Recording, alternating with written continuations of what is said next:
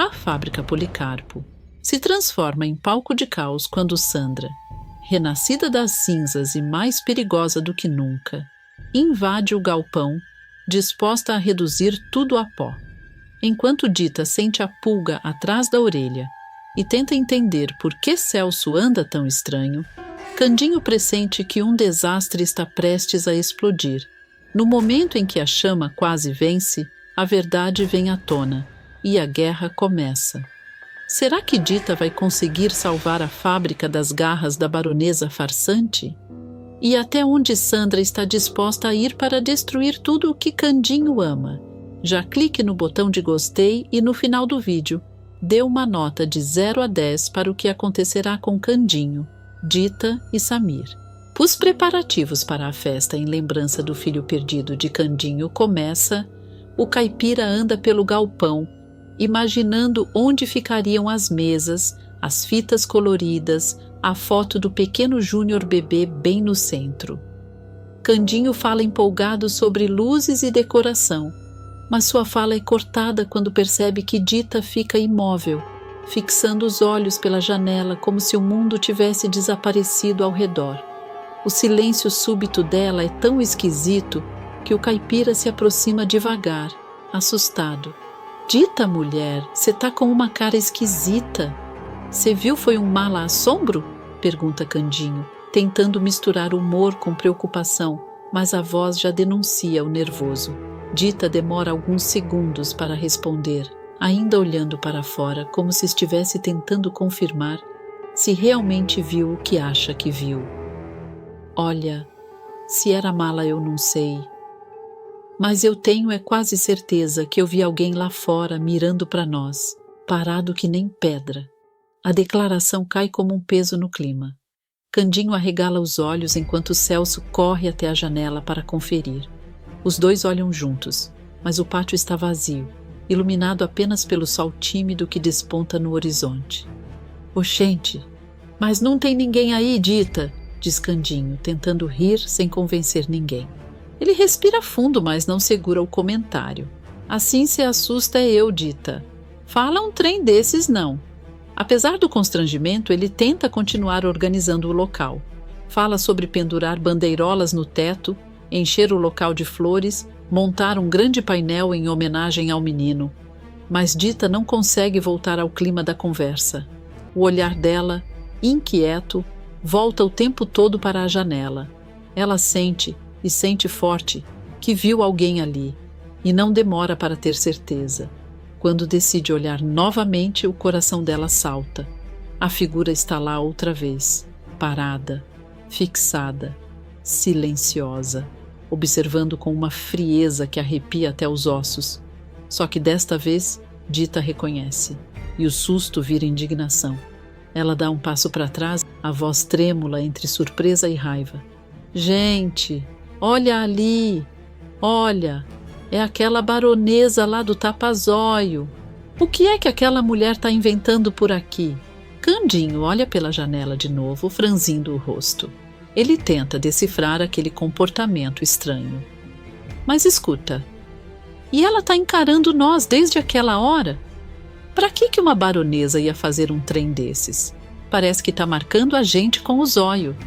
Esse nome da baronesa estoura na cabeça de Celso, que também está ali como um alarme. Ele empalidece, engole em seco e força um sorriso ríspido, claramente dissimulado. Ele sabe que Sandra não deveria estar ali de jeito nenhum.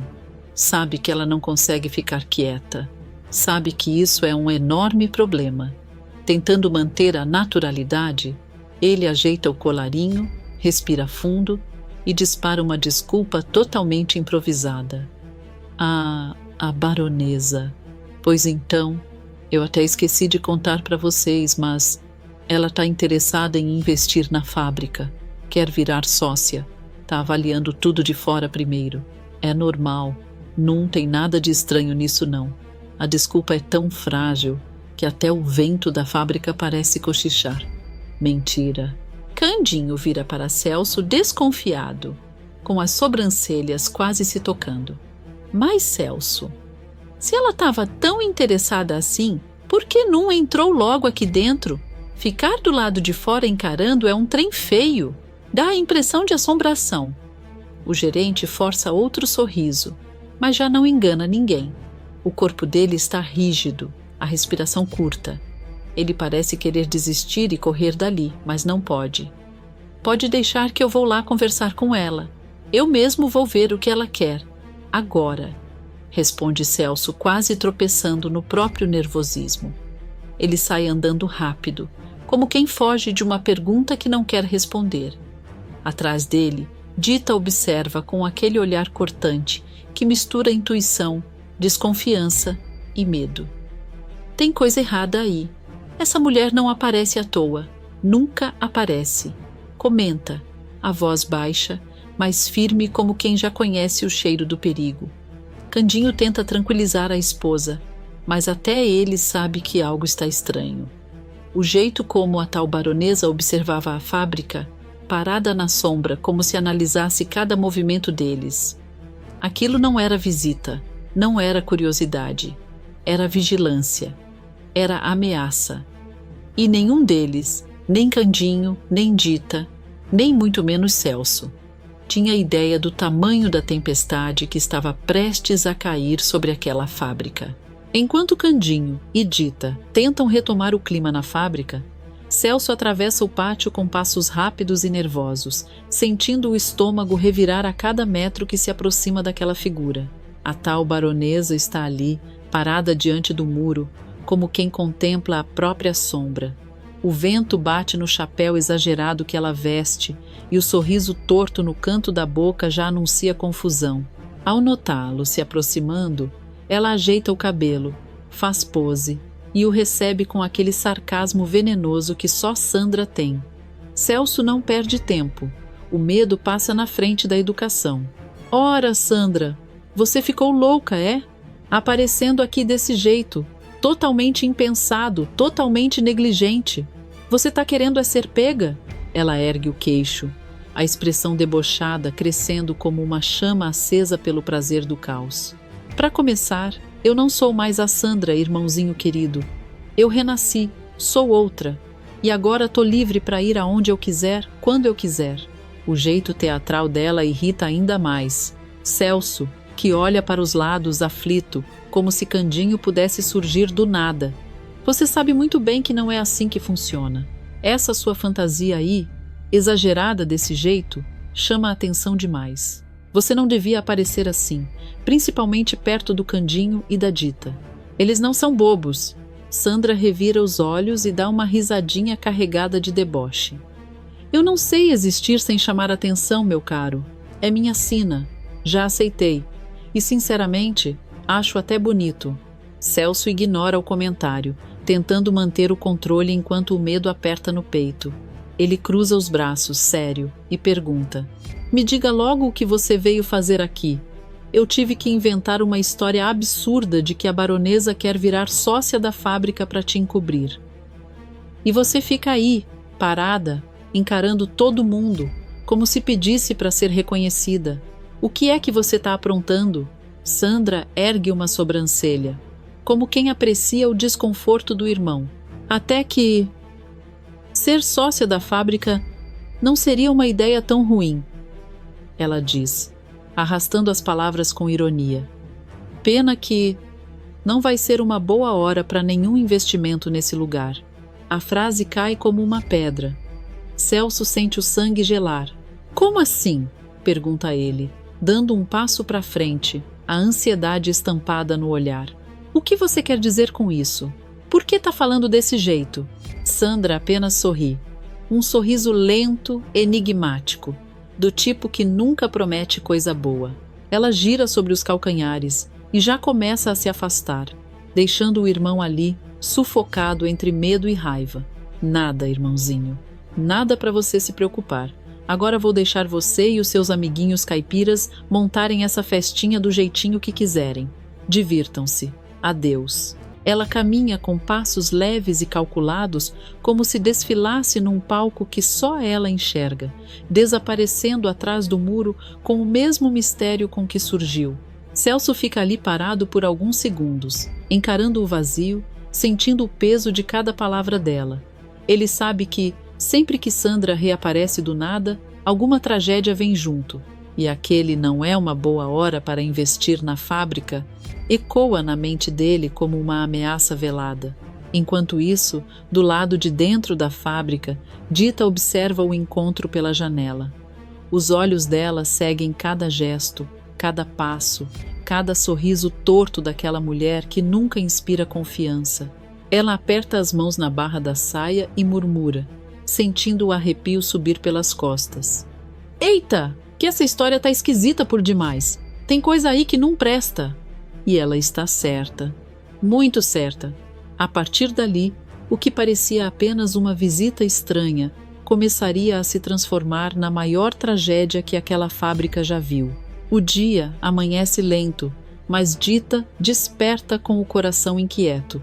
A cena da baronesa parada do lado de fora da fábrica não sai da cabeça dela. A caipira prepara o café, tenta cantarolar alguma coisa para distrair, mas a mente volta sempre para o mesmo ponto. Aquela presença misteriosa, aquela encarada sem explicação, aquele sorriso torto que parecia carregar ameaça. Dita é teimosa, e quando desconfia, ninguém tira da cabeça dela. Então, depois de muito andar de um lado para o outro dentro de casa, ela pega a bolsa, ajeita o vestido e decide. Eu vou lá olhar essa fábrica de novo, que tem trem aí que não tá certo não. Ela caminha determinada pela estrada, com aquela intuição forte martelando. Ao se aproximar da fábrica, percebe que não há movimento nenhum. A porta está fechada, o cadeado pendurado exatamente como tinha visto no dia anterior. Só que o silêncio não está completo. Há algo diferente no ar. Um som seco, abafado, repetitivo, como passos ou objetos sendo arrastados. Dita franze a testa. Ué, mas que barulhos são esses? Essa fábrica está fechada. Quem é que está aí dentro? Pensa, enquanto aproxima o ouvido da porta. Muito certa. A partir dali, o que parecia apenas uma visita estranha começaria a se transformar na maior tragédia que aquela fábrica já viu. Ela respira fundo, toma coragem e diz para si mesma: eu vou entrar para ver o que está acontecendo. Se tiver pilantra aí dentro, eu desço o braço. Quando estende a mão para empurrar a porta, sente duas mãos pesadas pousarem nos seus ombros, apertando de uma vez, como um ataque surpresa. Dita, tomada pelo susto, vira com reflexo de cobra e lasca o tapa mais sonoro que já deu na vida. O estrondo ecoa pela fachada da fábrica. Ai! Grita Celso, quase caindo para trás, segurando a bochecha que imediatamente fica vermelha como tomate maduro. Dita arregala os olhos, colocando a mão na boca. Cerso, misericórdia, me desculpa. Eu pensei que fosse um bandido me atacando pelas costas. Celso, ainda massageando a cara, reclama indignado. Pelo amor de Deus, Dita. Um tapa desse, mulher. Você devia ser segurança da fábrica, não cantora. Eu acho que deslocou até o meu juízo aqui dentro. Ele tenta abrir a boca, mas o lado atingido dói tanto que ele fala torto. Dita, mesmo preocupada, não deixa de retrucar. Mas você também, né, Cerso? Chegando assim de fininho, sem dizer um ô de casa, sem um aviso, pegando nos meus ombros desse jeito, você pediu para apanhar. Celso suspira, derrotado e com o orgulho machucado. Tá bom. Você tem razão. Ele respira fundo. Mas me diga logo, o que você está fazendo aqui? Ela volta a lembrar do motivo que a trouxe. Bem lembrado. Fica quieto. Eu ouvi uns barulhos ali dentro da fábrica. E barulho em fábrica fechada nunca é coisa boa. Abre a porta para nós investigar. Celso revira os olhos, tentando esconder o nervosismo que volta a apertar o peito. Ele sabe muito bem quem pode estar lá dentro. E sabe que isso pode dar muito errado.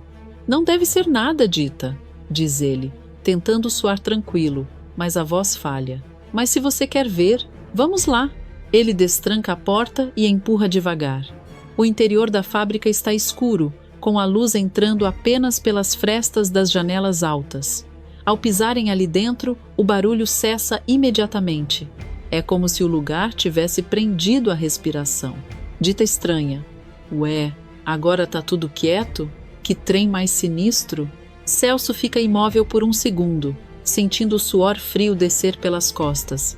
Seus olhos treinados vasculham cada canto, cada sombra. E então ele vê, bem atrás de uma das grandes máquinas de mistura, duas silhuetas se encolhem como ratos pegos no flagra. Sandra e Ernesto.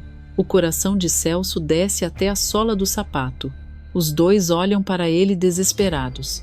Sandra, com todo o cinismo do mundo, ainda tem tempo de fazer um bico e mexer apenas os lábios, silenciosa. Ajuda a gente a sair daqui. Celso fecha os olhos por um instante, respirando fundo, porque não aguenta mais encobrir as loucuras da irmã. Mas a situação é grave demais para discutir ali. Então ele faz o que sempre faz. Tenta apagar incêndio com a mão. Disfarçadamente, ele sinaliza com a cabeça para o lado oposto, indicando uma saída lateral por onde os dois pilantras podem escapar. Sandra agarra Ernesto pelo braço e já começa a se mover como uma sombra. E, sem que Dita perceba, Celso se coloca na frente dela, chamando sua atenção para o outro lado da fábrica. Por aqui, Dita, diz ele. Se tiver mesmo alguém nessa fábrica, com certeza tá no escritório. Lá é onde ficam as coisas mais valiosas. Vamos olhar lá primeiro. Dita aperta os olhos desconfiada. Cerso, você tá falando estranho demais. Tá me enrolando? Ela pergunta, andando devagar. Celso dá risada, aquela risada falsa que denuncia. Imagina, eu só tô querendo ajudar. Vamos lá, mulher. E enquanto puxa Dita para um lado, no outro canto da fábrica, Sandra e Ernesto rastejam pelas sombras tentando fugir sem chamar atenção. Mas o destino daquela dupla está só começando a se complicar assim que Celso distrai, Dita apontando para o lado oposto. Sandra e Ernesto conseguem escapar pelos fundos da fábrica, correndo como dois fantasmas que sabem exatamente onde se esconder. E Dita, sem encontrar ninguém ali dentro, acaba tentando acreditar que talvez realmente tenha exagerado na própria cabeça caipira.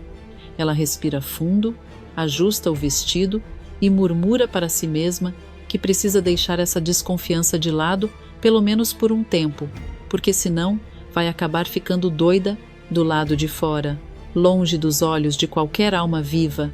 Ernesto encosta as mãos nos joelhos, recuperando o fôlego como quem acabou de escapar da morte. O bigodudo olha para Sandra com um misto de pânico e fascinação. Uau! Essa foi por pouco, meu amor, comenta ele, suando frio. Mas Sandra, ao contrário do parceiro, está achando tudo muito divertido. Ela solta uma gargalhada debochada, como se estivesse saindo de um baile, não de uma fuga criminosa. Foi sim, Ernestinho. Mas agora, pelo menos, nós já temos tudo planejado para a nossa vingança, diz, ajeitando o chapéu da falsa baronesa com pose de madame. E eu sei exatamente onde essa história vai começar. No incêndio que vai transformar essa fábrica ridícula em cinzas. O sorriso dela é de arrepiar. Ernesto engole seco, mas sua devoção por Sandra é tão grande que ele concordaria até em pôr fogo no próprio telhado se ela pedisse. Chega então o grande dia da festa em homenagem a Júnior, o filho perdido de Candinho. A fábrica está enfeitada com bandeirolas, balões e flores, e todos se reúnem entre risos e abraços. Candinho está emocionado, Dita tenta se divertir, Estela e Celso conversam no canto, enquanto os demais funcionários tocam música, dançam e celebram a memória do menino. Porém, mesmo com um sorriso no rosto, a caipira não consegue afastar aquele aperto que insiste em cutucar o pensamento. Ela brinca com uma das primas, mas seus olhos vivem fugindo para cada canto da fábrica como se procurassem algo que só ela enxergava. Eu sei que ouvi um barulho aquele dia. Eu não tô ficando louca, não, murmura ela baixinho, mexendo na barra da saia. E quando olha para Celso conversando com Estela, a suspeita cresce mais ainda. O jeito dele, aquele incômodo, o suor na testa no dia da baronesa bisoiando pela janela, tudo começa a desenhar uma linha que ela não gosta nem um pouco de seguir. E por que será que Celso ficou todo estranho daquele jeito? Pensa ela. E o jeito que ele falava com a tal baronesa Parecia até que já conhecia ela há muito tempo. Tem alguma coisa aí que ele não quer que eu descubra. Esses pensamentos martelam tanto na cabeça da caipira que chega um momento em que ela não aguenta mais. Dita respira fundo, ajeita os cabelos e toma a decisão de que precisa investigar uma última vez. Só assim sua paz talvez volte a existir. E assim ela faz. A esposa de Candinho se afasta discretamente da festa. Caminha pelos corredores vazios e vai até o mesmo lugar onde ouviu aqueles barulhos estranhos dias atrás, aquele buraco na alma que sempre disse que algo estava errado. Mas dessa vez, Dita não encontra apenas silêncio. Ela encontra certeza.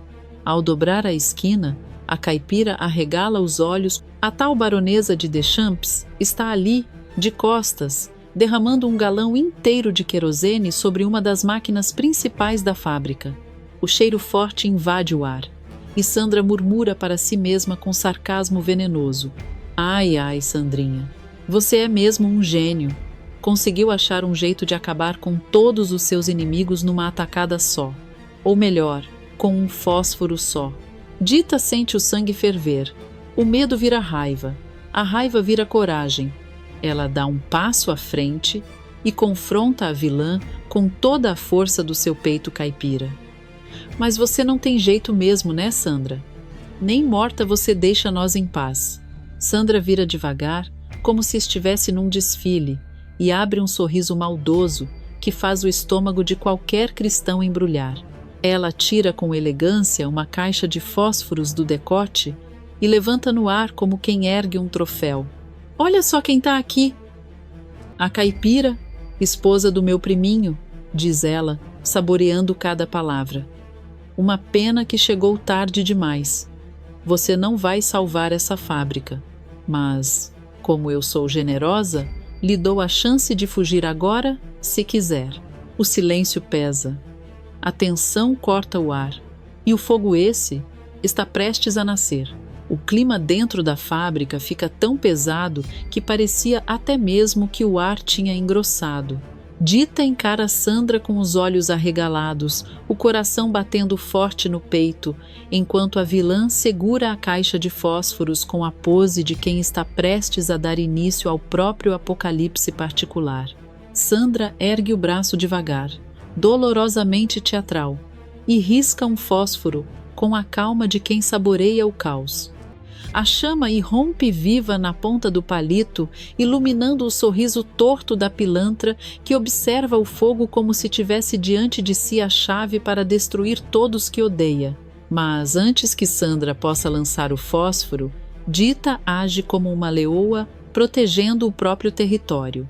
Num impulso puro de heroísmo, ela se lança para cima da vilã, agarrando o braço dela e gritando com o desespero rasgando na garganta. Você não vai colocar fogo em nada. Apaga esse fósforo agora. As duas travam uma disputa feroz. O braço de Sandra treme. O fósforo balança. O fogo se aproxima de cabelos, roupas, máquinas e de todo o futuro que aquela fábrica representa. A pilantra se debate, tomada pela fúria. Ora, me largue, sua desqualificada, vocifera ela, tentando empurrar a caipira com o cotovelo. Mas Dita, segura, firme. Ela sabe que não pode falhar. Sabe que, se fracassar, tudo ali vai virar cinza. Suas mãos apertam o punho da outra com força. E aos poucos, o cansaço começa a tomar o braço de Sandra. A chama quase encosta no pano do vestido da vilã, mas Dita torce o pulso dela na direção contrária, arrancando um grunhido da megera. O fósforo então salta da mão de Sandra. Ele voa pelo ar, gira e vai direto na direção da poça de querosene derramado. Dita solta um grito desesperado tentando agarrar o palito ainda no ar. Não! Mas Sandra, ao perceber o percurso da pequena chama, abre um sorriso diabólico e prende Dita pelos braços, impedindo-a de avançar. Sim, sibila ela com uma satisfação venenosa. Tudo parece desacelerar. O fósforo flamejante gira como um presságio maligno. Se cair aceso, o chão vira inferno. Dita força o corpo para frente, mas Sandra a segura como um grilhão, A chama se aproxima e, por um milagre que nem mesmo a ciência se daria o trabalho de explicar, o fósforo apaga, bem na curva final, bem antes de tocar o combustível. Ele cai no querosene completamente apagado e nada, absolutamente nada acontece. Silêncio. A fábrica continua de pé. O plano de Sandra? Não. A baronesa Megera sente o sangue subir a cabeça, seu rosto se contorce numa mistura de ódio, incredulidade e humilhação. Ela solta Dita com violência, avançando como um bicho ferido. Sua maldita! Eu vou acabar com você! Mas Dita já está pronta. Com uma rapidez impressionante, ela levanta a mão e aplica o mesmo tapão mortal que tinha derrubado Celso dias antes. O estalo ecoa pela fábrica como tiro. Tirou as palavras da minha boca, responde ela com ironia. Sandra gira no próprio eixo, totalmente desorientada, e antes que consiga recuperar o equilíbrio, Dita a agarra pela orelha, uma técnica milenar do puxão que só quem cresceu, tomando bronca de vó, sabe aplicar direito. A vilã geme, contorcendo-se como quem levou choque. Dita não está para brincadeira. Ela arrasta a pilantra pela fábrica inteira, puxando-a como se arrastasse um saco de batatas prestes a estragar. A cada passo, a megera tenta se soltar, mas Dita puxa mais forte ainda, guiando a cena até o centro da festa. E é no meio da comemoração, onde músicas tocavam, crianças riam e o clima era de memória e união, que todos param. O barulho cessa, os olhares se viram. O escândalo é completo. Dita surge puxando a baronesa de meia tigela como se trouxesse um troféu de guerra. Sandra, percebendo que não vai conseguir se soltar, tenta partir para a dissimulação mais desesperada possível. Ela olha ao redor e implora teatralmente: alguém faça alguma coisa. Não estão vendo essa caipira louca me atacando? O silêncio pesa. Os olhares se voltam para ela. E ali, diante de todos, a máscara da falsa baronesa começa a rachar. O salão da fábrica silencia, como se alguém tivesse puxado o fio do mundo e desligado o som. Todos observam a cena improvável.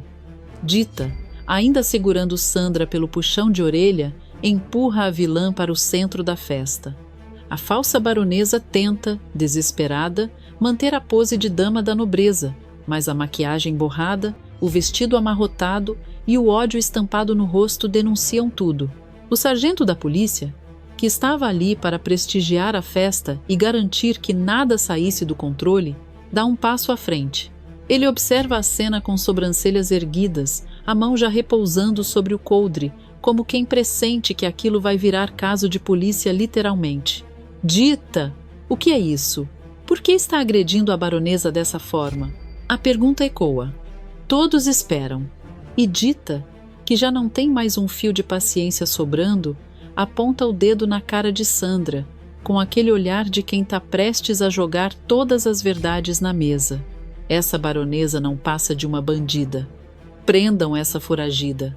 Um burburinho toma conta da festa, fazendo gente derrubar copo, cutucar o colega do lado e arregalar os olhos. Candinho, sem entender nada, abre as mãos enquanto busca nos próprios pensamentos algum sentido para aquilo. Foragida? Como assim, Dita? E é aí que tudo acontece de uma vez. A caipira heroína, num gesto rápido, arranca a peruca dourada da falsa baronesa. O cabelo desgrenhado de Sandra cai como palha velha. Em seguida, Dita puxa o tapa-olho falso, revelando que a vilã tem os dois olhos muito bem funcionais. O salão inteiro prende o ar. Essa não é baronesa coisa nenhuma. É só a mardita da Sandra. Um verdadeiro "oh!" coletivo explode entre os convidados como em final de novela das 8. A megera, completamente exposta, arregala os olhos e dá um passo para trás, furiosa, tentando recuperar a dignidade de alguma forma impossível. Ei, ei! Você pode dizer que menti sobre minha morte e sobre minha identidade, mas eu sou sim uma baronesa. Isso você não tira de mim, sua desqualificada. Dita revira os olhos, com aquele sarcasmo que só quem já lidou demais com a vilã consegue ter. Quem empalidece, no entanto, É Celso. Ele percebe que a situação saiu totalmente das mãos e que, com a revelação feita, ele está diretamente na linha de fogo. O gerente da fábrica coloca a mão no peito, faz cara de espanto e interpreta a maior atuação de sua vida. Sandra, você está viva, minha irmã? Dita não deixa barato. Solta a orelha da pilantra, vira-se para Celso e aponta nele como se apontasse um punhal de verdade. Ora, não se faça de tonto, Cerso, que eu já percebi que você sabia de tudo. Sandra solta uma risada debochada enquanto ajeita, sem sucesso, a própria aparência. É, irmãozinho, pelo visto, a caipira é mais esperta do que esperávamos. Não adianta mais usar sua velha estratégia de sobrevivência, fingir-se de bobo. O sargento observa a troca de farpas, mas ainda quer entender o nível da encrenca. Dita então vira para ele, denunciando tudo sem medo. E o pior, seu sargento, sabe o que ela estava fazendo aqui? Tentando pôr fogo na fábrica com todo mundo dentro. Um choque atravessa o ambiente, como se uma ventania gelada tivesse corrido por entre as pessoas. Candinho leva a mão à boca, completamente estarrecido. Sandra, você ia mesmo fazer um negócio desses? Destruir a fábrica é ruim, mas com todo mundo dentro, você é um monstro, tem que ser presa de novo. Sandra o encara com um sorriso preguiçoso, cheio de veneno. Ah, eu sou um monstro, priminho. Me conta uma novidade. Mas me desculpem, vocês vão ter que me perdoar por sair mais cedo. Porque, adivinhem, também não será dessa vez que vocês vão capturar a grande baronesa de chão. Ela dá um passo para trás. O sargento imediatamente saca a arma, firme, preparado. Você não vai escapar. Está encurralada. Mas Sandra apenas abre os braços como se estivesse prestes a receber aplausos. Errado, pois quem tem amor tem tudo. Bom, quem tem amor e um carro bem caro e rápido. A vilã corre na direção da janela. Alguém grita. Dita tenta alcançá-la. Celso hesita. Candinho se apavora. Mas Sandra, sem medo algum, se joga. O público da festa corre até a janela. Lá embaixo, Ernesto está esperando com os braços abertos. Ele segura Sandra no colo, como se fosse um príncipe pegando a princesa. Ele a coloca no banco do carona e arranca com o carro numa velocidade de quebrar pescoço. O sargento grita ordens. Os policiais correm, e a perseguição começa com pneus cantando, sirenes ecoando e o caos sendo arrastado pela estrada como rastro de poeira. A baronesa de Meia Tigela fugiu de novo, mas agora, com todos sabendo exatamente quem ela é. A perseguição explode pelas estradas poeirentas como se fosse o próprio inferno abrindo passagem. Ernesto, ainda com o bigode desgrenhado pelo vento, segura firme o volante do carro comprado com o dinheiro roubado da herança e acelera com a arrogância que sempre foi sua marca registrada. Ele olha pelo retrovisor com aquele sorriso torto, cheio de veneno, e dispara com deboche, gritando para os policiais que tentam alcançá-lo. Se pilotassem lesmas, seriam mais rápidos. Ah, vocês nunca vão nos pegar. Comam poeira, seus incompetentes. Sandra, jogada no banco do carona como se estivesse submersa num torpor de adrenalina e maldade, solta uma gargalhada digna de vilã que já não tem mais nada a perder. Ela passa a mão pelo cabelo com elegância arrogante e comenta, cheia de veneno e sedução. Você fica muito sexy deixando esses porcos para trás, meu amor. É por isso que eu digo, baronesa não se mistura com fracassados. O carro salta na pista, quase levantando voo, mas Ernesto não parece se importar. Ele está completamente embriagado pelo caos, pela fuga, pela sensação de poder que o destino teima em tirar dele, mas que agora parece ter voltado pelas suas mãos criminosas. Ele olha novamente para trás, zombando dos policiais como se estivesse num espetáculo particular. Olhem bem, seus fardados inúteis. É assim que se foge com classe. Aprendam com o mestre. Os policiais, irritados, praticamente rosnam dentro da viatura, mas o carro deles simplesmente não acompanha a potência do veículo roubado pelo bigodudo. A distância vai aumentando. e Ernesto vibra como se fosse o rei do mundo. Ele começa até a cantarolar uma música antiga, batendo no volante, completamente fora de si. Sandra observa aquilo com uma mistura de admiração e orgulho doentio. Mas é nesse momento, justamente quando a soberba atinge o auge, que o destino começa a afiar suas lâminas. Sandra percebe primeiro. Ela estreita os olhos, desconfiada, como se alguma coisa sombria estivesse se aproximando pela lateral da estrada. Ela olha para frente, depois para o lado, e o coração pula. Um arrepio estranho sobe pela espinha dela, e pela primeira vez a baronesa falsa parece realmente preocupada. Ela tenta alertar Ernesto, mas ele ainda está ocupado olhando para trás e zombando. Se aproximaram? Ah, coitadinhos, até tentaram. Mas eu... E então Sandra vê. A ribanceira enorme, fundo desconhecido, uma queda que parece interminável. Ela arregala os olhos. O rosto dela empalidece, como se a própria vida tivesse sido puxada pelos pés. Ernesto, Ernesto, olhe!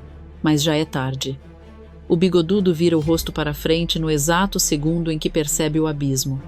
Os olhos dele se arregalam.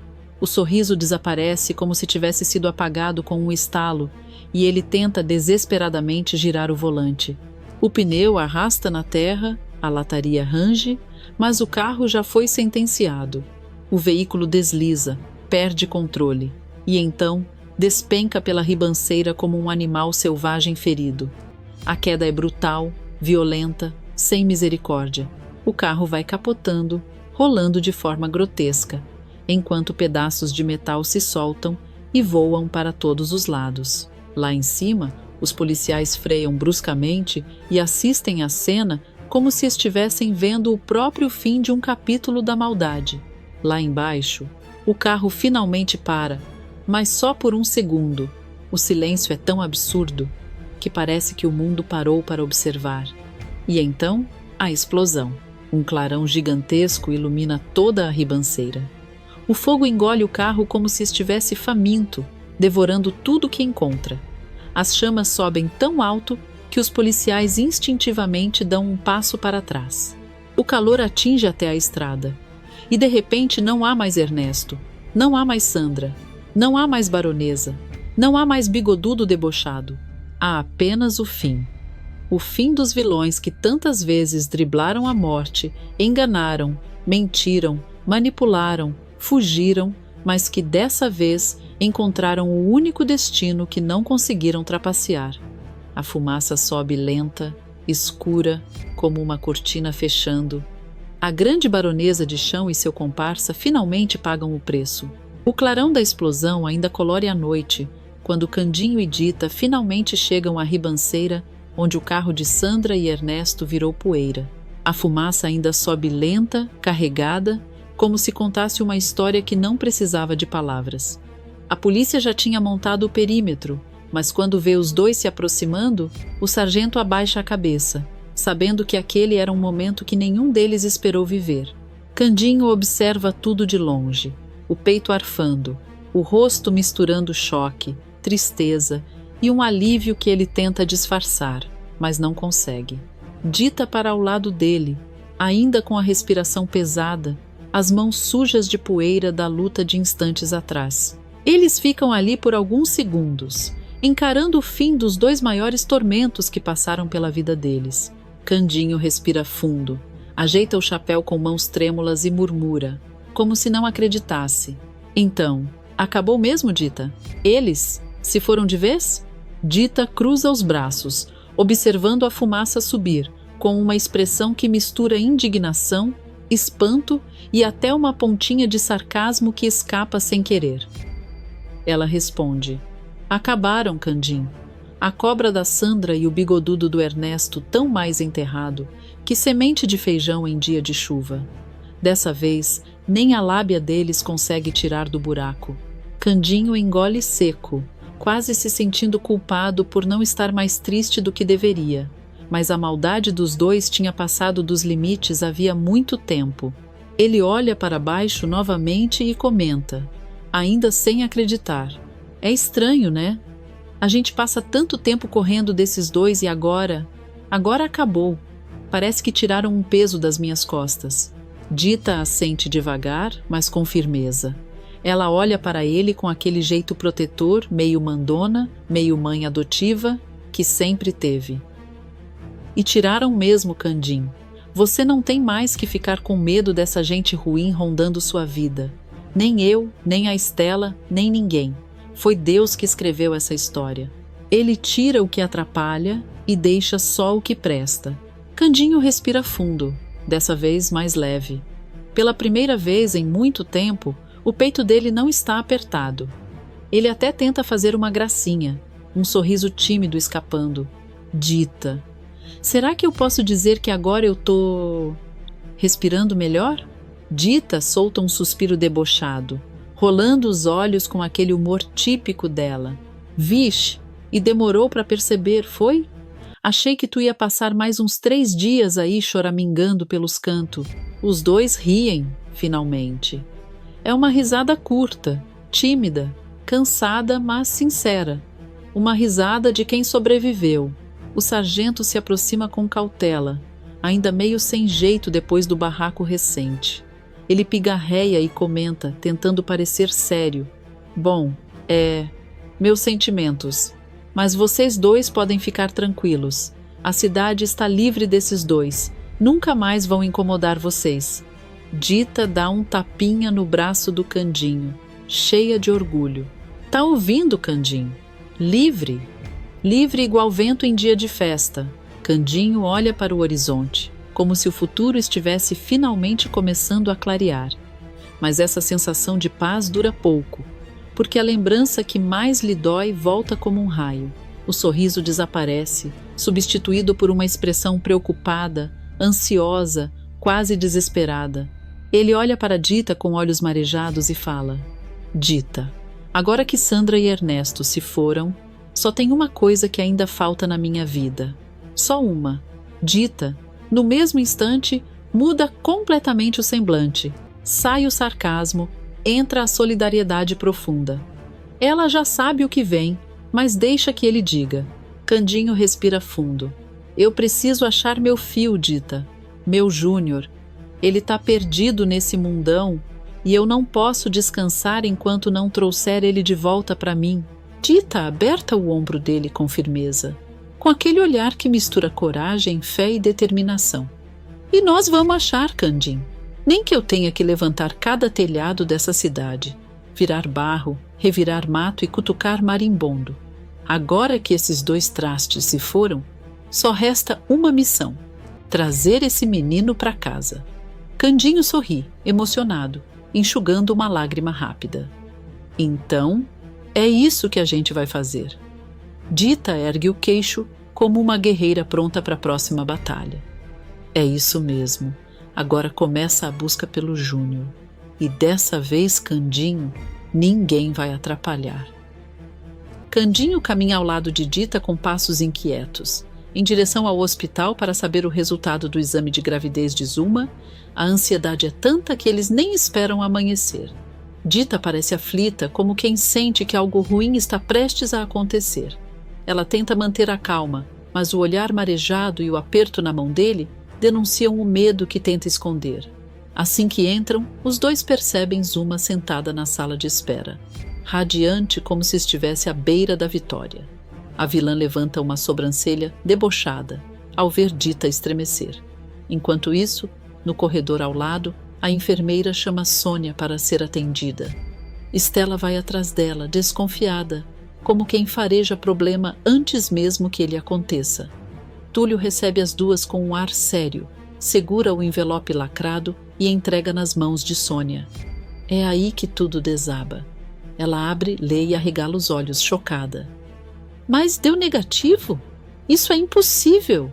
Estela observa cada gesto, tentando decifrar o que está fora do lugar. Esse exame não há margens para erros. Ele analisa o hormônio. Sem paciência, Sônia a corta com irritação. Eu sei como funciona, mas estou dizendo que esse exame está errado. Eu sei que estou grávida. Uma mulher sabe quando está. Túlio respira fundo, sem saber como suavizar. Me desculpa, mas não há nada o que fazer. O exame é conclusivo. Sônia aperta o papel entre os dedos, furiosa, com lágrimas que ela se recusa a derramar. Sai batendo o pé, deixando no ar um rastro de frustração que atravessa o corredor. Stella e Túlio trocam um olhar carregado de dúvida e de algo mais perigoso: desconfiança. Minutos depois, o trio é chamado: Zuma, Candinho e Dita. A porta se abre e a enfermeira entrega o resultado nas mãos da vilã. E aí surge o sorriso mais cínico que já se viu naquele hospital. Como eu disse para vocês, aqui está. Eu estou grávida. Candinho sente o chão sumir. Ele tenta falar, mas a voz sai quebrada. Isso não pode ser verdade. Zuma se endireita na cadeira, altiva, venenosa. Mas é. Você e esse grupinho de infelizes vão pagar a língua. Dita tenta respirar, mas o rosto desaba. Ela encara a vilã com olhos cheios d'água, sem forças nem para responder. Depois vira as costas e sai quase tropeçando nas próprias emoções. Zuma dá uma gargalhada que ecoa pelo corredor. Isso mesmo, vai embora, porque você sabe que perdeu. Candinho tenta se recompor. A respiração trava no peito. Como que isso é possível? Eu sei que não fiz nada com você naquela noite. Zuma joga o cabelo para trás, fingindo inocência enquanto destila veneno. Não é porque você não lembra que quer dizer que não fez. Então é melhor você se acertar com a Dita e terminar tudo com ela. Quem vai ser a sua família sou eu. Você vai passar o resto da vida comigo. A frase cai como sentença. Candinho sai atordoado, cambaleando, como se tivesse levado um golpe invisível. Zuma aproveita o momento para mandar um beijinho debochado para Stella, que retribui com um olhar tão furioso que chega a tremer. Quando a vilã enfim vai embora, o silêncio fica pesado. Stella começa a andar de um lado para o outro, inquieta, tentando juntar as peças. Mas isso é um absurdo! A Sônia, que tinha certeza que está grávida, dá negativo, e a Zuma aparece com positivo. A ironia da vida chega a ser cruel. Túlio fala baixo, mas firme, como quem sabe mais do que deveria. Para mim está claro que a Zuma deu um jeito de trocar as amostras. Ela para imediatamente, encarando o médico com espanto. Mas como? Estavam todos aqui? É quando a ficha cai. Stella prende a respiração, arregala os olhos e murmura, tomada por raiva e percepção tardia. Espera, a Sônia e a Zuma fizeram o exame quase na mesma hora. Que ódio! Como não percebemos? E agora como vamos provar a troca? O casamento de Candinho e Dita está em risco. Túlio pensa por alguns segundos. O olhar dele se ilumina com uma ideia arriscada. Eu acho que sei como provar. Vem comigo. Stella hesita, mas a determinação vence o medo. E ali, entre corredores frios e segredos aquecidos por raiva, nasce o começo de um contra-ataque. O único capaz de derrubar a farsa de Zuma e salvar o amor de Candinho e Dita antes que tudo se queime.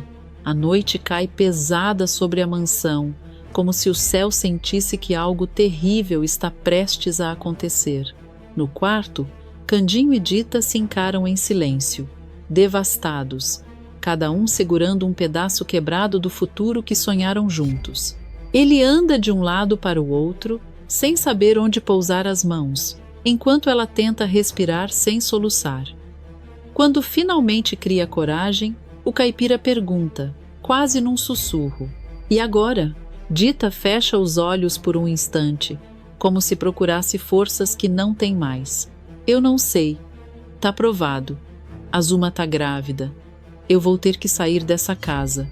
A frase cai como um peso insuportável. Candinho balança a cabeça, desesperado, sentindo o mundo se desfazer entre os dedos. Não vamos pensar de cabeça quente. Eu vou dormir na fábrica hoje. Amanhã a gente pensa no que fazer, tá bom? Ele sai antes que ela consiga impedir. Dita o observa desaparecer pela porta, e só então a dor transborda. A mocinha desaba na cama, agarrando o travesseiro como se pudesse evitar que sua vida escorresse dali. O choro dela ecoa pela casa, um choro de perda, medo e desespero. Enquanto isso, em outro canto da cidade, Zuma chega ao orfanato com o ego inflado. Ela empurra a porta como quem entra num palco. O sorriso cínico cresce quando as crianças a encaram. Ela levanta o exame, exibindo-o como um troféu. Pois é, meus amores, aqui está. Deu positivo. Agora ninguém vai tirar o candinho de mim. A fala é tão venenosa que até os brinquedos parecem perder a cor. Samir, ao ouvir isso, sente o coração gelar. Ele conhece Candinho melhor que ninguém e sabe que o amigo deve estar sofrendo. Com o peito apertado e a mente tomada pela urgência, ele decide agir. Quando ninguém está olhando, escapa pelos fundos do orfanato, correndo como se cada passo fosse um pedido de socorro. Ao chegar na mansão, o menino bate na porta, chama, procura, mas logo descobre com Quitéria que Candinho está na fábrica. Ele mal escuta o resto. Simplesmente sai correndo novamente, com a coragem que só os pequenos heróis conseguem ter.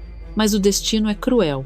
Ao mesmo tempo em que Samir corre para salvar seu amigo, Sandra, Ernesto e Olga chegam à fábrica com outra intenção a pior possível.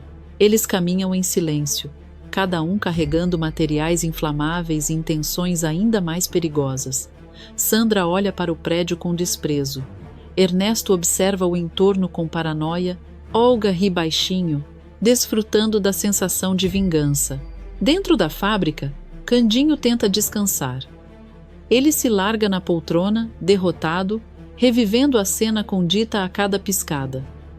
O sono chega, mas não traz descanso, traz lembranças. No sonho, Dita sorri para ele como antes, segura sua mão, pede para ele não desistir. O coração dele aperta. É nesse momento que uma voz irrompe no ar, desesperada: Candinho! Candinho! O caipira desperta assustado, mas antes mesmo de entender o que está acontecendo, sente a garganta arder. Uma nuvem cinza envolve sua sala, densa e sufocante. Ele começa a tossir violentamente, os olhos ardendo. Mas o que é isso? O que está acontecendo? Ele tenta levantar, mas tropeça. A fumaça invade tudo, o teto, as paredes, os pulmões. A fábrica está sendo tomada por algo muito pior do que tristeza. O fogo ainda não começou, mas o desastre já está em movimento. A fumaça toma conta de cada canto da fábrica como um monstro que desperta faminto.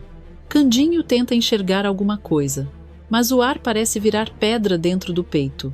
A voz de Samir surge de novo, fraca, mas insistente, ecoando entre as paredes quentes. Ele não pensa duas vezes, corre pelo corredor, tropeçando nas próprias pernas, guiado apenas pelo instinto de proteger quem ama.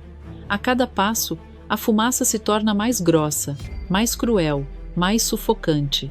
Quando chega ao salão principal, o impacto é imediato. Chamas enormes cercam o espaço como muralhas vivas, estalando e rugindo. E no centro, caído no chão, está Samir, sem forças nem para levantar a cabeça. Candinho sente o mundo estremecer. Ele corre para o menino, o ergue nos braços e tenta manter a calma, mesmo com o coração pulsando no pescoço. Você tá bem? Samir tenta sorrir, mesmo com a tosse que rasga sua voz. Eu tô... Mas a gente precisa sair daqui agora. Candinho aperta o menino contra o peito e começa a recuar, desviando das chamas, ignorando o próprio medo. A fábrica inteira ameaça ruir, como se quisesse enterrar ali todos os segredos que a cercam. Enquanto isso, na mansão, Estela chega ofegante. O primeiro som que escuta é o choro angustiado de Dita. A moça está sentada no chão, completamente entregue à dor que carregou o dia inteiro. Estela se agacha ao lado dela, desesperada para entender. Cadê o Candinho? Eu descobri algo muito importante. Eu preciso falar com ele. Dita tenta enxugar as lágrimas, mas outras tomam o lugar. Ele decidiu passar a noite na fábrica. Disse que precisava pensar, longe de mim. O semblante de Estela muda imediatamente. O nervosismo toma conta, como se faltasse ar de repente. Então eu vou contar para você. Eu descobri que... Ela não consegue terminar a fala. A porta se abre e Celso entra correndo, com o rosto branco como farinha. Dita se levanta num salto, assustada. O que aconteceu? Que cara é essa? Ele tenta respirar, mas as palavras saem quebradas. A fábrica está em chamas. Um silêncio aterrorizado toma o cômodo. Depois vem o grito. Como é que é? O Candinho tá lá. Dita quase cai para trás. Celso ergue as mãos tentando acalmá-la. Não, não está mais. Ele e Samir foram levados para o hospital. O resgate tirou os dois de lá. Estela se aproxima, trêmula. O Samir? Ele também estava na fábrica? Fazendo o quê? O rapaz balança a cabeça, perdido. Eu não sei de nada. A gente precisa ir para o hospital agora. A corrida começa antes mesmo que alguém consiga pensar no resto. Estela esquece completamente o que tinha para revelar. A única coisa que ecoa na mente dos três é o perigo que Candinho e Samir enfrentaram e o medo do que podem ter perdido. No hospital, eles invadem a recepção como uma tempestade. Tentam seguir pelos corredores, mas Lauro surge no caminho, erguendo as mãos com firmeza. Calma, calma. Eles estão em tratamento com o Túlio. Não podem entrar agora. Dita segura o braço do médico, implorando. Mas eles estão bem, doutor? Eu não posso perder o Candinho. Eu não posso. Lauro hesita. O silêncio dele pesa como chumbo. Celso dá um passo à frente, tentando manter a coragem que não sente. Por favor, seja sincero com a gente. Depois de alguns segundos, o médico respira fundo, como quem carrega uma notícia difícil. Eles precisarão de alguns dias para se recuperar. A fumaça, as chamas, foi complicado, mas conseguiram desviar do pior. Eles ficaram bem. As pernas de Dita quase cedem. Estela segura sua mão. Celso suspira, como se tivesse recuperado o ar depois de um mergulho profundo. Os três se abraçam, aliviados por um instante, apenas um instante, porque ainda não fazem ideia da reviravolta que está prestes a mudar tudo. A fábrica queimou. Mas o segredo que vive dentro daquela fumaça, esse ainda vai incendiar vidas inteiras. A madrugada avança silenciosa sobre o hospital, e Candinho desperta devagar, como quem volta de um sonho ruim que insiste em continuar mesmo depois que os olhos se abrem. E então, como uma enxurrada, voltam as lembranças. A fábrica em chamas, o desespero na voz de Samir, o calor das paredes queimando, a fumaça que quase tirou sua vida. E a verdade que ele menos queria enfrentar. Zuma está grávida. Dita está destruída. E seu mundo virou farelo. Ele pensa que não há mais espaço para surpresa nenhuma, que não existe brecha para esperança. Mas ele ainda não sabe o que está para acontecer. Ele pensa que deveria desmoronar ali mesmo, se entregar de uma vez ao sofrimento que ameaça engolir ele por inteiro. Mas então seus olhos escorrem devagar para o lado, e tudo muda. Samir está ali, adormecido, pequeno, frágil, respirando fundo como se fosse um milagre vivo. A angústia de Candinho dá lugar à preocupação quase instantânea, como se o destino lembrasse a ele que, no meio do caos, ainda existe algo ou alguém que vale a pena proteger. Com dificuldade, ele se ergue, apoiando uma mão no colchão, outra na grade do leito. Cada músculo protesta, mas Candinho não desiste. Ele vai mancando até a cama de Samir, senta-se devagar ao lado e observa o menino com uma ternura que quase dói. O rosto tranquilo, os cílios longos, o jeito de dormir meio enrolado. Um menino que nunca deveria ter passado pelo que passou, é então que algo chama a atenção dele. A perna de Samir, caída para fora do lençol, exibe uma marca que o atinge como um relâmpago no meio da noite. Uma pequena asa de anjo, exatamente igual àquela que ele se lembra com uma nitidez que chega a ferir. Candinho paralisa. O coração dispara, a respiração falha. Ele leva a mão ao rosto, tentando conter o choro que chega sem pedir permissão.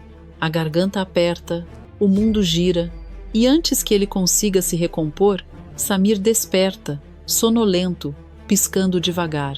Candinho, por que você está chorando? Ele pergunta, assustado, abrindo os olhos por completo ao perceber a expressão desesperada do caipira. Candinho tenta falar, mas a voz falha. O choro vem mais forte, misturado com incredulidade e uma alegria dolorosa que ele não sabe como processar. Desde quando você tem essa marca? Ele pergunta, com a voz trêmula, apontando para a asa no corpo do menino. Samir franze o senho, confuso, mas responde com sinceridade. Desde que eu nasci. Eu sempre achei que essa marca ia mostrar para o meu pai quem eu era, que ele ia olhar para mim e saber. A frase fica suspensa no ar, mas Candinho não consegue esperar.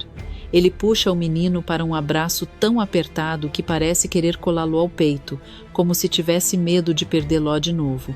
Ignora a dor nos braços, no corpo inteiro, ignora tudo. O meu fio tem essa marca, ele chora, com a voz finalmente encontrando força entre soluços. Você é o Júnior. Você é o meu fio, Samir. É você. É você. O coração do menino dispara, quase saltando do peito. Ele arregala os olhos, tremendo, e então o abraça de volta com uma força inesperada, como se tivesse esperado por esse momento a vida toda. Eu só queria um pai. A voz dele falha, mas continua. E eu recebi o melhor deles. Candinho passa a mão no cabelo do menino com um carinho que mistura amor, alívio e culpa. As lágrimas caem sem controle, mas dessa vez são lágrimas de reencontro, não de desespero.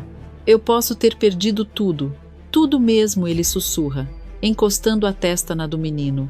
Mas ter você de volta, ter você aqui comigo, é a única coisa que me importa, a única. E naquele quarto silencioso, entre máquinas apitando e o luar entrando tímido pela janela, um pai e um filho finalmente se encontram não por acaso, mas pelo destino que insistiu em unir o que nunca deveria ter sido separado. A manhã seguinte nasce iluminada, mas ninguém na mansão imagina que aquele brilho todo vai servir para expor verdades que estavam escondidas há tempo demais. Candinho e Samir recebem alta do hospital e chegam pela porta principal, recebendo aplausos, abraços, lágrimas e sorrisos emocionados.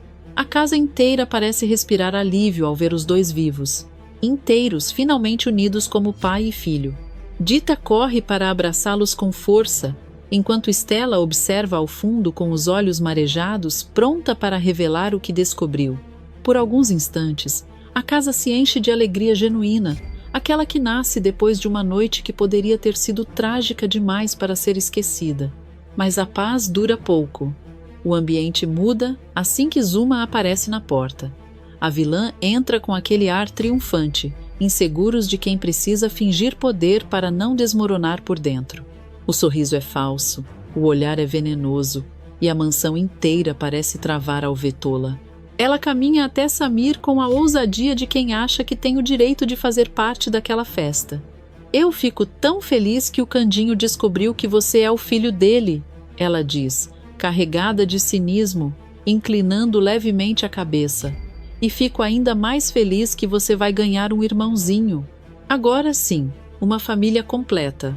As palavras dela cortam o ar como faca. Dita desvia o olhar imediatamente, lutando para segurar o choro. Candinho aperta o maxilar, abaixa a cabeça, tentando não explodir na frente de todos. Samir simplesmente vira o rosto para o lado, ignorando Zuma como se ela fosse apenas um ruído desagradável. O clima pesa, pesado o suficiente para Estela não aguentar mais guardar o que sabe. Ela avança um passo, com o olhar afiado, respirando fundo para não deixar o nervosismo transparecer. Chega de mentir, Zuma, declara, firme, sem desviar o olhar. Eu sei que você não está grávida. O salão inteiro congela. Um murmúrio escapa entre alguns presentes. Zuma arregala os olhos, fingindo indignação. Como é que é? Ela questiona, tentando manter a pose. Eu fiz o exame na sua frente. Estela não recua nem por um segundo. Pois é, retruca, com sarcasmo. Mas também sei que você trocou a sua amostra com a da Sônia. Candinho dá um passo à frente, completamente tomado pelo choque. O quê? Como é que é isso, Estela? Zuma se apressa, desesperada, tentando recuperar o controle que escorre pelos dedos. Isso é mentira! Não acredita nela, Candinho. Ela sempre me odiou. Estela respira devagar, segurando a indignação. Eu pedi para a Sônia refazer o exame, e o dela deu positivo. Revela, encarando cada reação da vilã. Além disso, perguntei às crianças do orfanato. Nenhuma viu você passando mal. Nada de enjoo, nada de cansaço, nada de fome exagerada. Porque você não está grávida, Zuma. Nunca esteve. Candinho sente o sangue ferver. As mãos tremem enquanto ele segura o braço da vilã, dominado por uma fúria que ele não consegue mais conter. Fala a verdade, ele grita. Anda, seja sincera uma vez na sua vida. Zuma tenta virar o rosto, mas não encontra saída. Todos estão olhando. Estela, Dita, Samir, Celso, a casa inteira. Encurralada, ela desmorona. Tá bom, ela berra, perdendo completamente a máscara. Eu menti porque eu te amo, Candinho. Você não merece ficar com a Dita. Você tinha que ficar comigo. Sempre foi para ser eu e você. A confissão ecoa pela mansão como um trovão. Candinho passa a mão pelos cabelos, completamente revoltado, caminhando pelo salão como um bicho enjaulado. Você destruiu a minha vida. Ele explode. Quase acabou com meu casamento, quase me enlouqueceu. Inventou uma mentira suja dessas. Você não tem um pingo de vergonha na cara. Zuma abre a boca para tentar se defender, mas Dita avança antes. Candinho sente o sangue ferver. As mãos tremem enquanto ele segura o braço da vilã, dominado por uma fúria que ele não consegue mais conter. Fala a verdade, ele grita. Anda, seja sincera uma vez na sua vida. Os olhos dela brilham com um misto de dor e coragem recém-descoberta. Ela segura a vilã pelo cabelo, puxando com firmeza, sem dó. Você vai sair dessa casa agora, diz, com a voz baixa e carregada de ameaça. E nunca mais vai voltar aqui. Porque se voltar, aí sim você vai descobrir o que é alguém sem paciência com você. Antes que Zuma consiga reagir, Celso e Estela ajudam a empurrá-la porta afora. Ela tropeça, cai na calçada, suja de poeira, esbaforida, completamente derrotada. A porta se fecha na sua cara. Zuma se levanta devagar, furiosa, humilhada. E quando encara a janela da mansão, vê Candinho abraçando Dita e Samir, os três unidos, fortes, emocionados. Uma família de verdade que não depende de mentiras, chantagens ou armações. Zuma sente o peito apertar, não de arrependimento, mas de ódio, de derrota, de perceber que pela primeira vez ela perdeu tudo, e perdeu feio. E enquanto observa aquela cena pela janela, com lágrimas de raiva contornando os olhos, Zuma só consegue pensar em uma coisa: ela vai se vingar. E a próxima batalha promete ser ainda mais perigosa. Ainda fragilizado dos ferimentos, mas tomado pela coragem que brota quando tudo parece perdido, ele decide reunir todos na sala principal da mansão e faz uma entrevista para a rádio local. Dita observa o marido com os olhos marejados, ainda receosa pelo que viria. Celso, Estela, Adrúbal e alguns amigos próximos se aproximam devagar, curiosos com aquela convocação inesperada. Candinho respira fundo, fecha as mãos e fala com o peito inflado de firmeza. Eu pensei muito essa noite. Pensei em desistir, mas não vou. Eu vou reabrir a fábrica. Nem que eu tenha que começar do zero, nem que eu tenha que trabalhar dia e noite. A Policarpo não vai morrer. Não enquanto eu tiver um fio de força. Dita leva a mão à boca, emocionada. Candinho, você tem certeza? É muita coisa para carregar sozinho. Ele sorri de lado, aquele sorriso simples que sempre deixou claro quem ele era. Sozinho eu não tô, Dita. Eu tenho vocês. E tenho a responsabilidade pelo que o meu pai deixou. Eu não vou deixar o nome dele virar cinza. Celso, que sempre manteve uma postura mais contida, dá um passo à frente, orgulhoso. Se você tiver mesmo coragem para levantar essa fábrica, eu tô contigo, do começo ao fim. Estela sorri, mas com aquele brilho afiado nos olhos, mistura de esperança e desconfiança sobre o que vem pela frente. Eu sabia que você não ia deixar isso te derrubar. O bem sempre volta, Candinho. E dessa vez vai voltar dobrado. Asdrúbal, já empolgado só de imaginar as máquinas funcionando novamente, quase tropeça de tanta pressa em falar. Se for para reconstruir, eu boto minhas mãos para trabalhar, meu amigo. Eu conheço cada canto daquela fábrica. Pode contar comigo, com meus meninos, com todo mundo. A gente levanta tudo rapidinho. Dita, incapaz de segurar a emoção, abraça o esposo com carinho e força. Você sempre encontra um jeito de me surpreender. Eu tô com você em tudo, Candinho. Em tudo. E justamente nesse momento, o telefone da casa de Candinho toca. Ele atende desconfiado durante a entrevista, mas logo seu rosto se ilumina. Outro patrocinador, outro apoio, outro incentivo. Quando desliga, ele anuncia. Eles querem ajudar. Todos querem. Disseram que a cidade precisa dos biscoitos Policarpo e que estão comigo no que for preciso. O grupo explode numa alegria que parecia impossível dias atrás. Palavras animadas se misturam, abraços se cruzam, risadas surgem num clima de vitória inesperada. Mas, do outro lado da cidade, Sandra está prestes a desabar. Quando Sandra ouve a entrevista na rádio, o sangue ferve. Não, não, não! Ela grita, levantando-se num salto.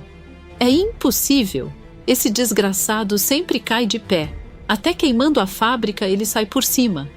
O café que estava tomando é arremessado longe. A mesa vira. O bule quebra. Uma almofada atravessa a sala.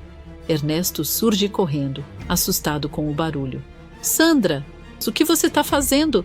Ela gira para ele com uma fúria animalesca. Tudo dá certo para ele, tudo cai no colo do Candinho. Até quando a gente faz tudo certinho, o mundo trabalha a favor dele. Ernesto engole seco, tentando soar calmo, mas claramente com medo. Calma, calma, Sandra. Você está perdendo o controle. A gente ainda tem outras cartas na manga, a Olga está do nosso lado. Ainda dá para virar esse jogo. Sandra dá uma risada amarga, aproximando-se dele como se fosse atacar. Outras cartas na manga. Quem tem carta aqui sou eu, Ernesto. Eu fiz tudo. Fui eu que botei fogo naquela fábrica com as minhas próprias mãos tremendo. E agora o Candinho vira herói? Herói? Ela bate no próprio peito, desesperada. Ernesto tenta segurar seus pulsos, mas ela puxa de volta com violência. Sandra, olha a sua situação. Já não está pensando direito. Ela dá 2 passos para trás, olhando para ele como se ele fosse um inseto insignificante. Não fala como se você fosse melhor que eu. Não ousa. E antes que Ernesto consiga responder, a porta se abre. Olga entra, segurando uma sacola e resmungando sobre o calor do dia. Mas quando vê o cenário destruído, ela para. E quando vê Sandra, ela já entende. Pronto, começou cedo hoje. Olga murmura, passando a mão na testa. Sandra imediatamente avança, olhos arregalados. Você, sua inútil! Você disse que ia garantir que o Candinho não se levantasse nunca mais. Disse que ia resolver. E olha aí, ele tá rico, tá com patrocinador, tá na rádio da cidade. Olga levanta a sobrancelha, irritada. Oh, minha filha, não começa. Você sabe que o plano não era 100% garantido. A polícia podia achar alguma coisa. As coisas escapam, né? Sandra empurra Olga pelo ombro. Tudo escapa nas suas mãos, Olga. Se você fosse mais competente, o Candinho estava acabado. É tudo culpa sua. E então acontece. Num segundo, Olga arranca o sapato que está usando e, com a mira de quem já atirou outros antes, lança direto no rosto de Sandra. O estalo ecoa pela sala. Sandra cai no sofá segurando o rosto incrédula. Para com essa histeria, sua megera! Olga grita. Se continuar assim, eu mesma te entrego para a polícia. Eu entrego e vou com gosto, ouviu? Com gosto. Ernesto tenta segurar Olga. Olga, calma, pelo amor. Não, Ernesto. Essa mulher perdeu a noção do ridículo. Tô cansada. Não sou babá de doida. Sandra ainda está imóvel. olhos arregalados, mão no rosto, respirando fundo, e de repente, aquele silêncio inquietante, até que ela começa a rir. Um riso lento, irregular, quase infantil. Um riso que não pertence a uma pessoa sã. Ernesto empalidece. Ela tá rindo? Olga sente um arrepio percorrer a espinha. Isso não é riso normal, Ernesto. Isso aí é coisa de gente maluca. Sandra levanta devagar, segurando o sapato que bateu nela. Olha para o objeto como se fosse uma joia preciosa. Depois encara os dois. Vocês acham que ele venceu? Acham mesmo que Candinho ganhou? Ela sorri torto, com os olhos cheios de loucura. A guerra tá só começando. Eu ainda nem comecei a fazer o que eu sou capaz. O silêncio que segue é ensurdecedor. Ernesto sussurra, quase sem ar. Olga, ela tá ficando perigosa. De verdade. Olga apenas balança a cabeça, em choque. Eu sei. E se a gente continuar do lado dela, quem vai acabar pagando somos nós. Sandra passa por eles devagar, como um predador, e pega o jornal amassado no chão. Alisa a foto de Candinho com os dedos e sorri com uma calma que dá medo, porque agora não é mais só vingança. É obsessão, é loucura pura. E pela primeira vez, até os próprios vilões têm medo dela. A guerra começou e ninguém sabe até onde Sandra pode ir. A noite cai pesada sobre a cidade e na casa onde Sandra reina no caos, o clima muda completamente. Depois do ataque histérico da vilã, Ernesto e Olga se trancam no escritório, cada um ainda com o coração disparado.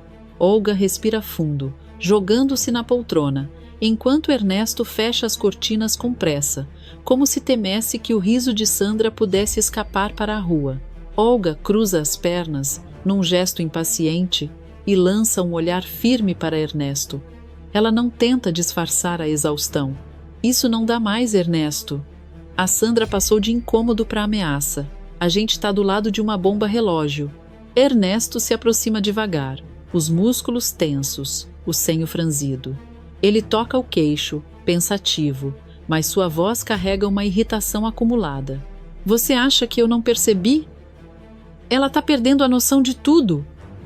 Hoje, ela quase me bateu. E se amanhã ela resolver que a culpa é totalmente minha? Ou sua? Olga balança a cabeça, com sarcasmo cortante. Ah, meu filho, quando o maluco começa a atacar aliado, é porque chegou a hora de pular fora. Ernesto caminha de um lado para o outro, a mente trabalhando rápido.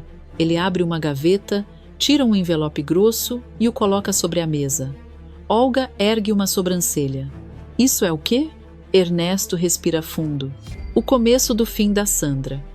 Aqui dentro tem tudo que ela tentou esconder. Documentos falsos. O registro da tal baronesa que ela inventou. Olga pega o envelope e folheia algumas páginas, soltando uma risada seca. Minha nossa, ela nem sabe disfarçar. Isso aqui entrega ela em 5 segundos. É o plano, Olga. A gente entrega isso para a polícia. Diz que tentou ajudar, que tentou alertar, que ela perdeu o controle. Com um pouco de sorte, eles ainda esquecem que a gente estava junto. Olga fecha o envelope e o segura com força, como quem segura uma oportunidade de recomeço. E o Candinho? Ele vai adorar saber que a baronesa que infernizou a vida dele vai cair. Ernesto sorri, mas seu sorriso é cansado, quase trágico. O Candinho não precisa saber que a gente ajudou. Eu só quero sair dessa lama vivo. Você quer também, não quer? Olga respira fundo. Pela primeira vez em muito tempo, ela olha para Ernesto como se realmente o enxergasse. Quero. E, Ernesto, vou ser sincera. Eu cansei de ser capacho de doida. Se a gente sair dessa, eu topo começar do zero. Com você, mas sem Sandra. Nunca mais Sandra. Ernesto se aproxima, quase surpreso, com a própria coragem de sorrir. A gente merece uma vida decente. Uma vida onde ninguém atira sapato na nossa cara. Ou grita como um bicho da meia-noite, completa Olga, fazendo ele rir. Os dois selam o acordo com um aperto de mãos, firme, decidido. A partir daquele momento, O destino de Sandra está marcado. No dia seguinte, a manhã mal começa quando a casa de Sandra vira um campo de guerra silencioso. A polícia estaciona na porta e os vizinhos já se agrupam para entender o movimento. Dentro, Sandra dorme torta na cama, maquiagem borrada, expressão tensa, ainda segurando o sapato que levou na cara na noite anterior como se fosse uma arma perdida. De repente, a porta se abre com violência e os policiais entram. O barulho desperta Sandra, que se levanta assustada, tropeçando nos próprios pés. O que é isso? O que estão fazendo na minha casa? Um dos policiais ergue o mandado. Sandra, a senhora está presa por falsidade ideológica e fraude de identidade. Ela arregala os olhos, o rosto se transforma numa mistura de ódio e pânico. O que é? Vocês só podem estar malucos. Eu sou a baronesa. A baronesa de... Ela percebe que nem lembra o título falso que inventou na última semana. Os policiais a algemam e Sandra esperneia como uma fera enjaulada.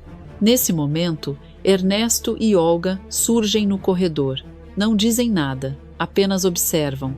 A expressão de ambos é calculada, neutra, mas por dentro vibram de alívio. Quando Sandra os vê, enlouquece de vez. Vocês! Foi vocês dois! Traíras! Covardes! Miseráveis! Eu vou acabar com vocês! Vou destruir vocês! Ela se joga para frente, mas os policiais a seguram. Olga cruza os braços, soltando um sorriso frio. Nem na sua melhor mentira você ia sair dessa, querida. Sandra cospe no chão, tentando avançar. Sua cobra! E você, Ernesto? Ela ri, louca, desequilibrada. Era só um capacho. Um capacho. Sem mim, vocês não são ninguém. Ernesto ergue o queixo, firme. Sem você, a gente respira. É a gota d'água. Sandra grita tão alto que ecoa pela rua inteira enquanto é carregada para fora. Eu volto. Eu juro que eu volto. Canalhas. Ingratos. A viatura se afasta, levando Sandra ainda urrando dentro do carro. Silêncio. Um silêncio pesado, libertador. Olga solta o ar devagar, como quem finalmente se livra de uma pedra de toneladas. Ernesto olha para ela por um instante e, pela primeira vez em muito tempo, ambos parecem livres. Olga dá um passo à frente. A gente conseguiu. Ernesto segura o rosto dela, puxando-a para perto. Agora é só nós dois, sem Sandra, sem loucura, sem desespero. Olga sorri, um sorriso que ela nunca teve com a vilã por perto. Então fecha esse pacto direito. E os dois se beijam. Um beijo cheio de adrenalina, alívio e uma parceria que sempre existiu, mas nunca pôde florescer sob o domínio do monstro que agora está atrás das grades. No fundo úmido, a porta de ferro bate com estrondo quando Sandra é jogada para dentro da cela. Sem maquiagem, descabelada, com as joias falsas apreendidas, ela perde qualquer vestígio de baronesa. As detentas observam, algumas riem. Sandra se encolhe no canto, tremendo, mas ainda tentando manter a pose e jura para si mesma: eu não vou ficar mofando na cadeia sozinha. Ernesto e aquela oportunista da Olga que se preparem.